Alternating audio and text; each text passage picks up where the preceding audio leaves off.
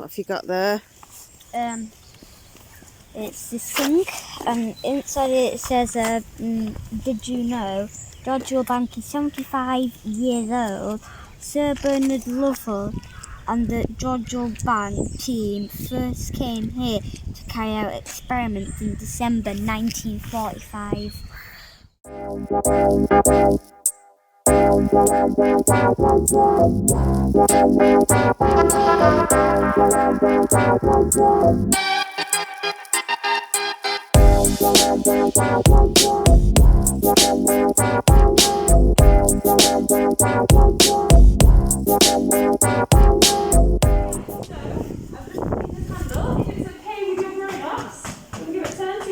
Yeah? Yeah, because some of them, you really want to see that they're moving, you can stand right underneath. So like Neptune, which is pretty much above your head right now. You might step back a little bit. Neptune.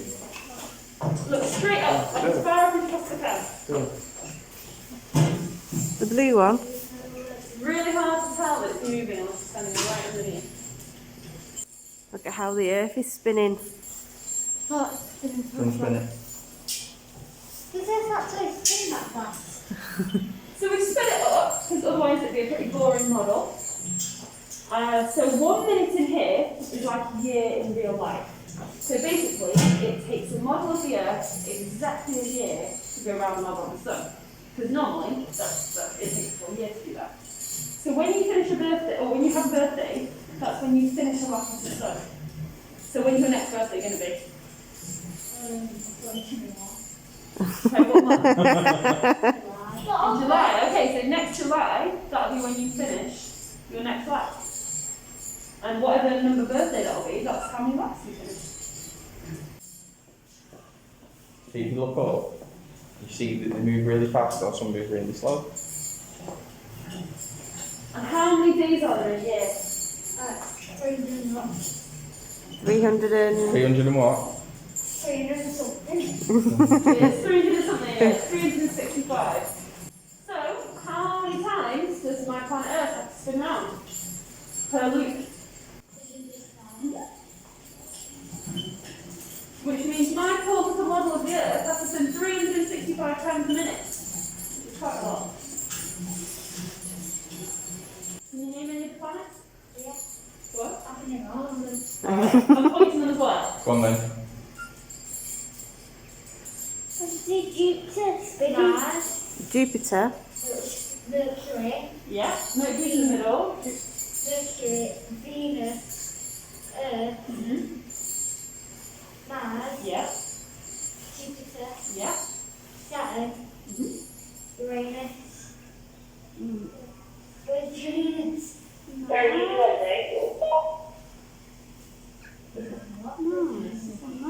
What's that one there, that blue one? Yeah. Uranus, And then lastly, Neptune. go. Do you guys have a favourite planet? I do. What? My favourite Mars. Mars. Mine's not even a planet, it's a star, but it's not even in the solar system. Oh. Which star's your favourite? Why stupid? Say again? Why stupid? Quite an interesting choice for a favourite star. Don't ask. Don't ask. What about planets though? Because you don't have a favourite. You've got Mars. What's your favourite planet? Me too. Although Earth is pretty good. I'm glad we live on Earth instead of Jupiter as much as I like it. Enjoy that. Yeah. Thanks very much. What did you say? Thank you. Thank you.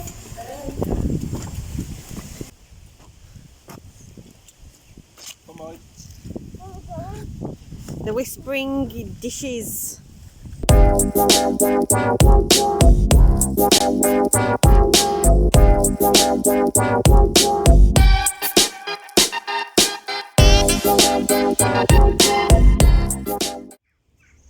Hello, Jamie. Hello. Hello, Jamie. Hello. Hold the two wheels at the top of the track and let go. Both wheels weigh exactly the same, but the weights are located at different spaces. Which wheel is faster? which one goes the furthest up the other side. We try that? So what you're going to do, don't push it, just let go, let it fall, and then if you walk up to the end, you'll see which one will go faster and which one will come up here more. So just let go, don't push it. Give it a little push then. Right. Now come here, come over here. Wait, mine's fastest. Yeah. Mine's fastest. So you need to see which one will go further up the other side. Mine's fastest. I think it'll be James. Why?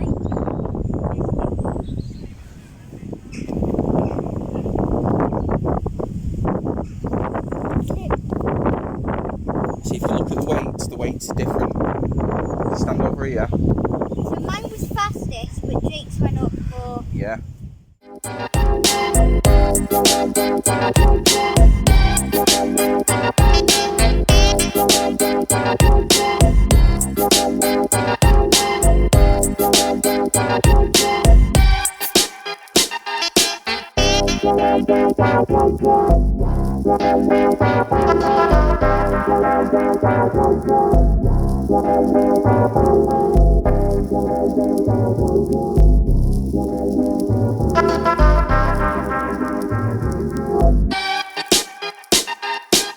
It's just a shame that nothing's really open, like the activity centre is closed.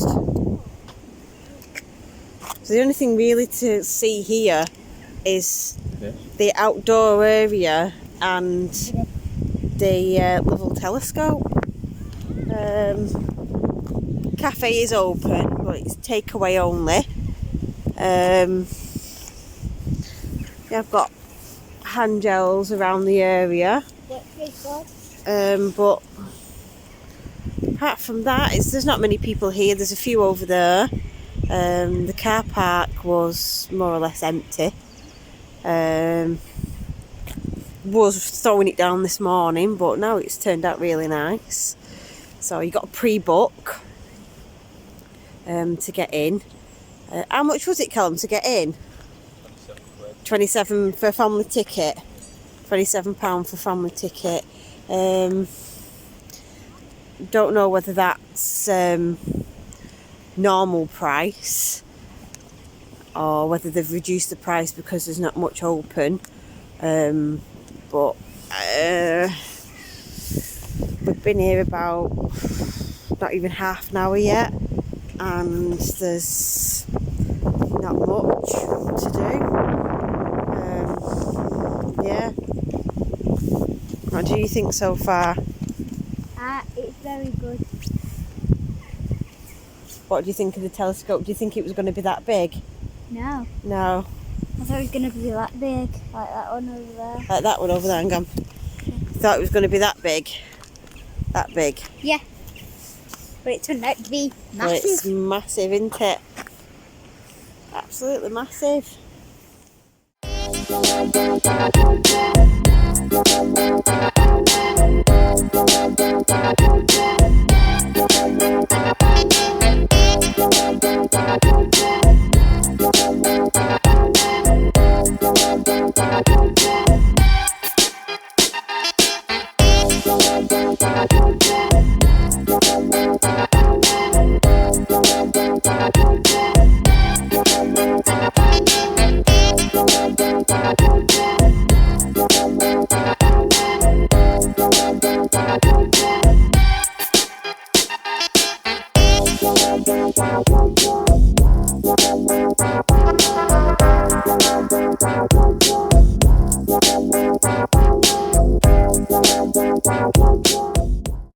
Jodrell Bank.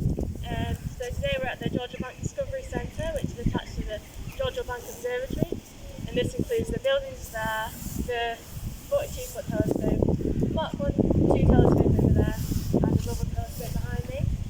So we can't talk about the history of Jodrell Bank without first discussing its founder, which was Bernard Lovell. He studied physics in Bristol in 1930, moving into research at the University of Manchester. So at the start of World War I, he was called to be part of a military research group improving radar systems. So the principle of radar is you can broadcast radio waves and by bouncing them off reflecting surfaces, in this case it was enemy aircraft, you could measure how far away these aircraft were, and by also measuring, they were measuring how long it took them to get back to measure how far away these aircraft were. And by also measuring the quantity, you were able to get an idea of how big they were, or maybe how many aircraft there were. So at the end of World War II, he returned to Manchester with an in-depth knowledge of radar systems and an interest into using, and an interest in the possibilities of using this radar to investigate Earth's atmosphere and maybe space beyond. So he put in a request to come here to do some research. This was originally part of the department of Manchester University, where they were doing some really important research into future space and carrots for growth. So a bit of a change. So some of the first successful research done here was into meteor showers. So has anyone seen a shooting star? These are meteors. So a meteor is a tiny fragment of rock or metal that falls to Earth at great speed. So as it comes through our atmosphere, the air resistance causes them to heat up to extreme temperatures. This causes them to burn up and leave a bright streak of hot gas. And this hot gas is reflected to radio waves. So what they would do is they'd have one person looking up at the meteors with their eyes, another person using radar, and they'd keep doing these observations until they were able to match up what they were seeing to prove that radar could be done used to investigate meteor showers. So after these early successes, more engineers and scientists were drawn to Jodrell Bank, thinking they might be better to go inside now it's started to rain. Successful research that was done here, more engineers and scientists were drawn to Jodrell Bank into this new observation method. They started building new observing equipment. One of the most notable ones was the Transit Telescope. This was built in 1947. It was a big wire mesh dish. It was about 55 metres across. It was fixed to the ground, and it was used to detect radio rays from Andromeda, which is our closest neighbouring galaxy. It's about 2.5 million light years away. So a light year is a measure of distance. It's how far light travels in a year, which is about 10 trillion kilometres. So the light from Andromeda has taken 2.5 million years to reach us on Earth.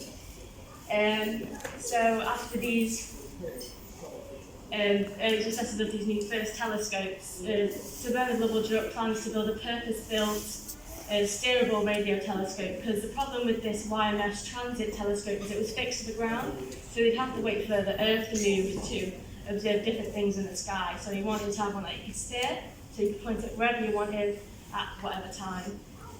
So the construction for the Mark I telescope began in 1952. It took about 5 years to build, but by 1957 they ran out of money. They couldn't afford to pay the workers to carry on building the telescope.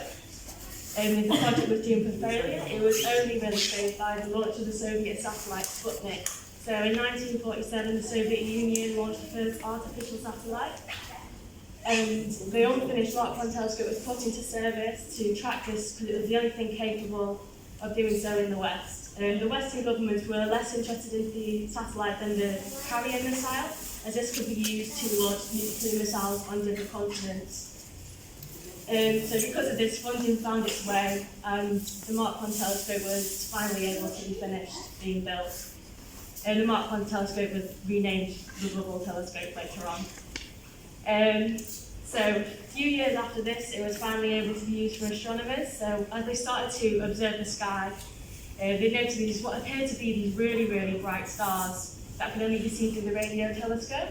They appeared as stars, but the astronomers knew that they had to be something else, because from the distance they were at, a normal star would not appear anywhere near as bright. So they gave these objects the name quasars. It was only a few years later that they were finally able to find out what they really were, which was massive black holes from distant galaxies. So a black hole is an object with such a strong pull of gravity that even light can't escape it. So when a black hole is feeding on a huge amount of material, it causes these jets of energy to be released. So when one of these jets was facing the telescope, it appeared to them as a quasar. So to measure the size of these objects, what they did is they mounted a telescope onto a truck, drove this truck around the countryside, and by linking this with the Mark I telescope, they were able to get a better image of how big these black holes really were. And this technique is called interferometry. This is one of the things pioneered at Jodrell Bank and is used all over the world today. So one of the main things that we research here at Jodrell Bank is pulsars. So pulsars are the cause of giant stars that have exploded as a supernova. So a star is formed when a huge amount of nebula gas is condensed and contracts under the force of gravity. And if enough of this gas is squashed into a ball, it causes this great internal pressure, which leads to a nuclear fusion reaction taking place. So this is where hydrogen is crushed under this immense pressure and changes into helium. And this reaction also causes a huge amount of energy to be released as well. This is how the sun creates the heat and the light that we aren't really feeling today. So for the most of its lifetime, the forces on the star are in balance, so the gravity is squashing it and the energy pushing out. But eventually the star will run out of hydrogen, causing this nuclear fusion reaction to stop. So when this happens, the gravity will cause the pressure to become so great that it will swell up to many times its original size. This will happen to the sun in about 6-7 billion years, they think, so we've got a bit of time left. So when this happens, the sun will most likely swallow up Mercury and Venus and maybe even Earth. And then it will shed its outer layers, leaving a nebula with a white dwarf core. So for a star to be big enough to explode as a supernova, it needs to be about the size of 8 suns stuck together. So to give you an idea of how big the sun is, you can fit about 1 million Earths inside the sun. So we need a star bigger than 8 million Earths to explode as a supernova. So when this happens, the star will fling most of its material out into space and leaving behind an incredibly dense core known as a neutron star or a pulsar. The reason why we're so interested in these pulsars is because they're so extreme in behaviour. The average size of them is about the size of a city like Manchester, but it has more mass than the sun. And they said if you could somehow get a teaspoon of pulsar material, it would weigh more than Mount Everest. The 42-foot telescope, which we can't see now, we're inside, is mainly used to observe one pulsar in particular, which is the Crab pulsar in the Crab Nebula. This was created an explosion around the world in 1045, where it was visible during the day and night for 3 weeks. So the reason why they look into pulsars so much is because of their extreme nature and behaviour. We are unable to create these conditions here on Earth. So at Jodrell Bank, we're studying them from a safe distance so we can learn more about how our universe works and the laws of physics that operate within it. So there's many more research that's done here at Jodrell Bank, but these are the main ones. So thank you for listening. If you've got any questions, feel free to ask.